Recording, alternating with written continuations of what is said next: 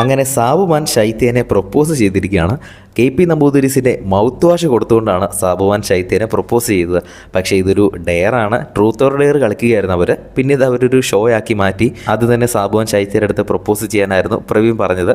അങ്ങനെ സാബുമാൻ പോയി പ്രൊപ്പോസ് ചെയ്തു. പ്രൊപ്പോസൽ അങ്ങനെ അക്സെപ്റ്റ് ചെയ്തു. ശൈത്യയും സാബുമാൻ തമ്മിൽ ഒരു കണക്ഷൻ ഉണ്ടെന്ന് അവരുടെ പലരും പല സമയത്തും പറഞ്ഞിട്ടുണ്ട്. ഇന്നലെ തന്നെ വന്ന സമയത്ത് സരിക ശൈത്യനെ സാബുമാന് കല്യാണം ആലോചിക്കുന്നതൊക്കെ കണ്ടു.